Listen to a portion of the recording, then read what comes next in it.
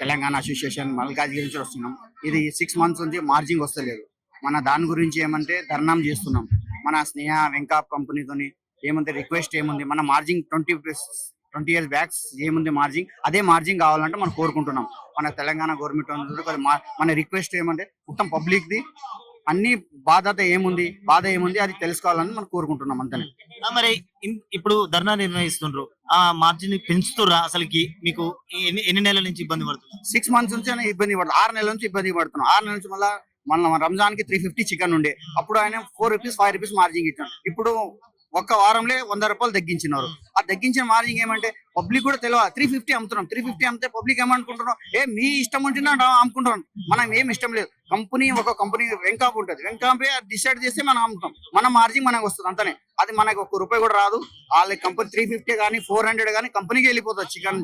మనకి ఏముంది 20 రూపాయలు 30 రూపాయలు మార్జింగ్ ఇస్తే అదే మార్జింగ్ మనకు వస్తుంది. ఆ మార్జింగ్ పెంచాలంటే మనం కోరుకుంటున్నాం అంతనే. అంటే మీరు ఇప్పుడు చికెన్ షాపులు అన్ని బంద్ చేసి ధర్నాకు వచ్చినారు. మరి నిన్న మొన్న మాల్ మొత్తం అంతా ఏంది అసలు? అమ్మేసినాం. నిన్న ఏమంటే తక్కువ వేసుకున్నాం. ఇది వారం నుంచి జరుగుతుంది. బంద్ అని మొత్తం అడ్వర్టైజ్మెంట్ చేసినాం, బ్యానర్లు కూడా కట్టినాం, వారం చేసినాం. నిన్న ఏమంటే ఒక 100 కోళ్ళు అమ్మున్నాం అనుకో, 40 కోళ్ళు వేసుకున్నాం. అందుకు క్లోజ్ చేసి మొత్తం 6 గంట 6:30కి బంద్ చేసినాం. అందరు షాపులు బంద్ చేసి ధర్నా కూర్చున్నాం. అంటే ఈ కంపెనీ వాళ్ళు గవర్నమెంట్ కి ఏమైనా సంబంధం ఉన్నది అంటున్నారు? గవర్నమెంట్ కి ఏం సంబంధం ఉండదు. ఇది గవర్నమెంట్ ఎందుకు అనుకో, ఇది ఆచార్య అంటే ఉంటది, కోళ్ళ ఆచార్య. వాళ్ళ స్నేహాలు పిల్లలు ఇస్తారు, గుడ్లు ఇస్తారు, ఇచ్చి అయినా మొత్తం అయినా పిల్లలకి ఇచ్చేస్తారు. అది గవర్నమెంట్ కి ఏం సంబంధం ఉండదు. సంబంధం ఇప్పుడు ఏమైందంటే పరిస్థితి, 30-20 సంవత్సరాలు మనం మార్జింగ్ ఉంటుండే, మనం మంచి సంతోషం బతుకుంటుండే. ఇప్పుడు మార్జింగ్ ఇస్తారు, ఒక 6 మంత్స్ మార్జింగ్ ఇస్తలేడు. మనం ఏమంటే పని వాళ్ళకి ఇవ్వలేము. రెంట్ 20,000 నుంచి 30,000 రెంట్ ఉన్నాయి. కరెంట్ బిల్లు పెంచేసిండు, అన్ని పెంచేసిండు. సంవత్సరానికి 10% కిరాయిలు పెంచుతున్నారు. మన మార్జింగ్ మనం ఏముంది, ఆ మార్జింగ్ ఇస్తే చాలా సంతోషం ఉంటుంది. ఇప్పుడు హైదరాబాద్ లో షాపులు అన్ని బంద్ ఉన్నాయా, లేకపోతే ఇంకా కొన్ని తెరిచే ఉన్నాయా అంటున్నారు?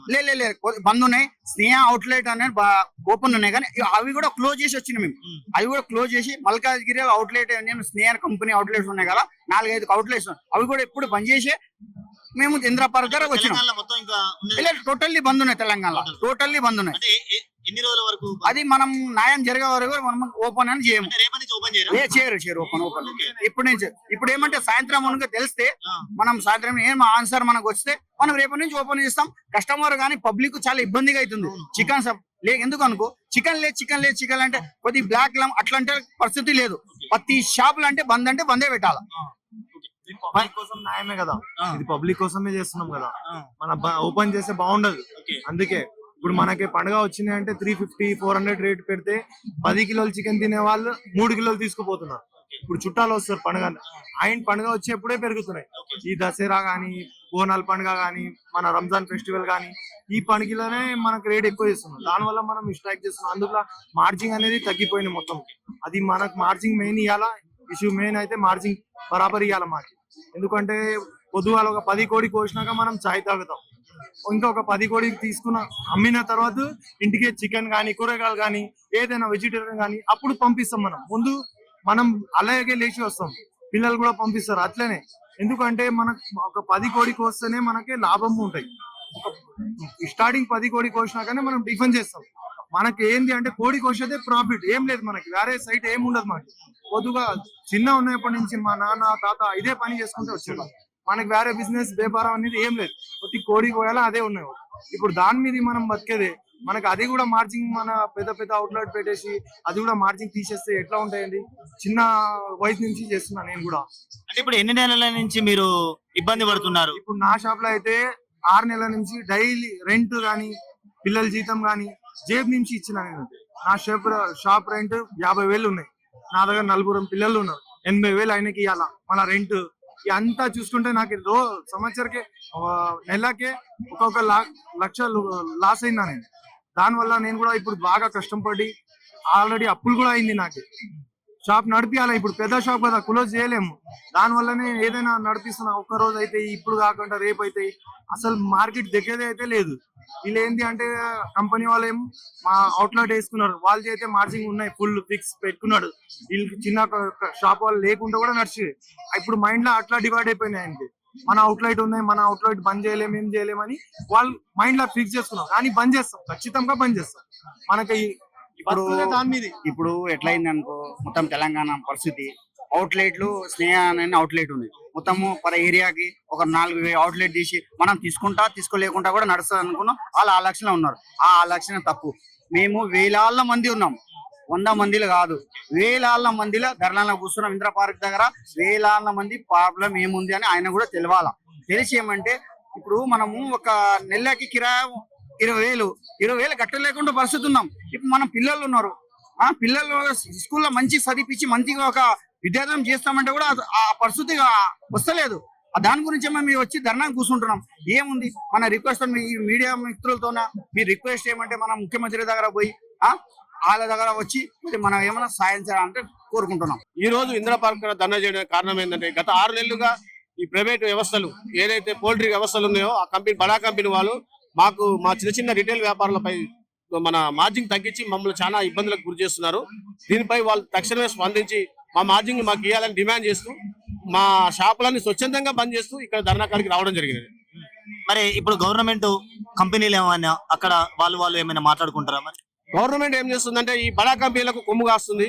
బడా కంపెనీలకు వాళ్ళకు ఏదైనా నష్టం జరిగినప్పుడు, బర్డ్ ఫ్లో వచ్చినప్పుడు కానీ, లేకపోతే మొక్కజొన్నలు ఏమైనా ఫీడ్ రేట్ పెరిగినప్పుడు కానీ వాళ్ళకు మొక్కజొన్నల మీద సబ్సిడీలు ఇవ్వడాలు, ఫామ్ లో ఏమైనా మొటాలిటీ వచ్చి బర్డ్ ఫ్లోలో ఏదో వచ్చినప్పుడు వాళ్ళకు బ్యాంకులో రుణమాఫీ చేయడాలు, వాళ్ళకు బ్యాంకు నుంచి లోన్లు ఇవ్వడాలు. కనీసం ప్రతి బడుకు ఇన్సూరెన్స్ ఉంది కానీ మా చిన్న షాపులకు ఇన్సూరెన్స్ లేవు, ఏ లేవు.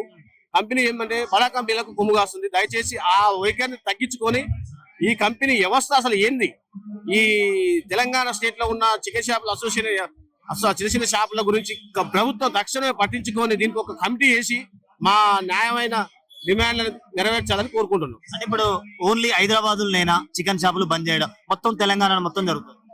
స్టేట్ తెలంగాణ మొత్తం అన్ని జిల్లాల నుంచి, అన్ని గ్రామాల నుంచి, అన్ని తాలూకాల నుంచి, అన్ని ఏరియాలలో అసోసియేషన్లు ఉన్నాయి. చిన్న వ్యాపారం, ప్రతి ఊర్లో చికెన్ షాప్ లేని ఊరంటూ లేదు.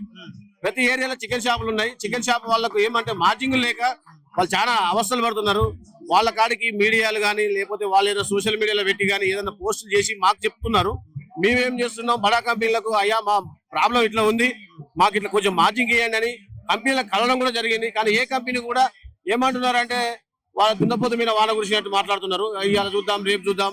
ఇంకోటి ఏంటంటే మెయిన్ కాదు పెంచేది, మా కంపెనీలు కాదు పెంచేది, 24 కంపెనీలు ఉన్నాయి, వాళ్ళతో చర్చ జరపాలి, ఒక వారం పడుతుంది, 2 రోజులు పడుతుంది, 3 రోజులు పడుతుంది అనుకుంటూ ఈ గత 6 నెలల్లో ఈ 220 రూపాయల చికెన్ రేటుని 360 రూపాయలు చేసిరు. 360 రూపాయలు చేసి మాకు 30-35 రూపాయలు వచ్చే మార్జిన్ తీసుకొచ్చి 16 రూపాయలు చేసిరు. ఎక్కడైనా ఏ సందర్భంలో అయినా రేట్లు పెరిగినప్పుడు మాకు కూడా మార్జిన్లు పెరిగేది ఉంటది. కానీ వీళ్ళు మొత్తం ఆ మార్జిన్లు తీసేసి మా షాపులో చిన్న షాపుల వ్యవస్థను మొత్తం నాశనం చేసి వాళ్ళు ఏం చేయాలని చూస్తున్నారంటే వాళ్ళ బడా కంపెనీలు అక్కడ ఒకటి ఇక్కడ ఒకటి కంపెనీ అవుట్లెట్ ఓపెన్ చేసి వాళ్ళ ఇష్టారాజ్యంగా ఈ రోజు 350 కాదు 500 అమ్ముతాం, మమ్మల్ని ఆపేటోడు లేడు అనే స్థితికి వెళ్ళిపోయారు.